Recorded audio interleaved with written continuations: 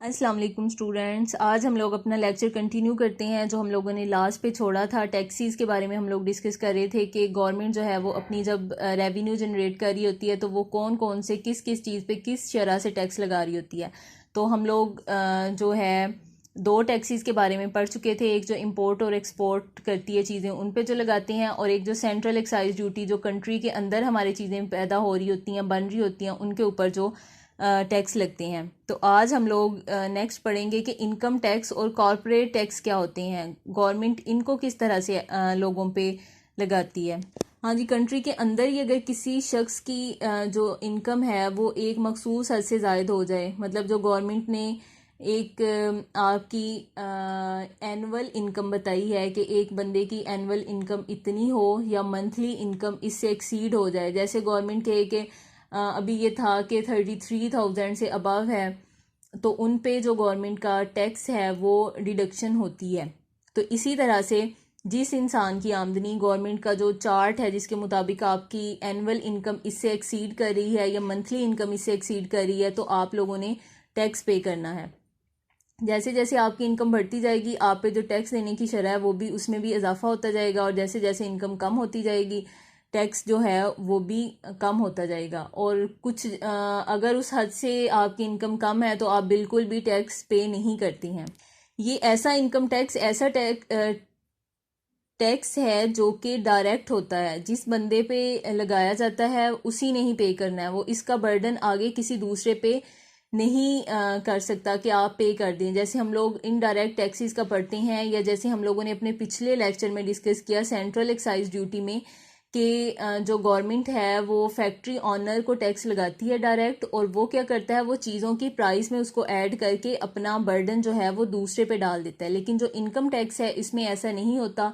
ये जिस बंदे की इनकम एक हद से ज़्यादा होती है ये उसी पे आता है, लागू होता है, और उसी ने ही इसको पे करना होता है। हाँ जी, नेक्स्ट हमारे पास है सेल टैक्स। जो अभी हम लोग सारी चीज़ों की बातें कर रहे थे कि जिस पे टैक्स ऑनर पे लगता है वो आगे उसका बर्डन अगले बंदे पे डाल देता है, तो यही सारा सेल टैक्स है। इसके बारे में ये है कि जो गवर्नमेंट है कुछ चीज़ों पे सेल टैक्स भी वसूल करती है जो कि इसकी इनकम का सबसे बड़ा ज़रिया है। लेकिन ये कौन लेता है? ये जो हमारा टैक्स डिपार्टमेंट है ना, इनकम टैक्स डिपार्टमेंट, वो इसका सारा रखता है, रिकॉर्ड रखता है। उसको लेने का, उसको मेंटेन रखने का सारा जो इंतज़ाम है वो इनकम टैक्स डिपार्टमेंट के पास होता है। अब ये होता है कि ये सेल टैक्स जो है ये उस पे ऑनर पे लगता है, लेकिन वही बात जो हम लोगों ने पहले अपने सेंट्रल एक्साइज ड्यूटी में की थी कि वो पे तो कर देता है जो ऑनर होता है, लेकिन वो उसका बर्डन आगे शिफ्ट कर देता है। इसी तरह सेल टैक्स भी यही है सारा कि वो जो चीज़ें कारखानों में तैयार होती हैं उसके ऑनर को पे तो करना पड़ता है, लेकिन वो आगे इसका बर्डन जो है वो अपने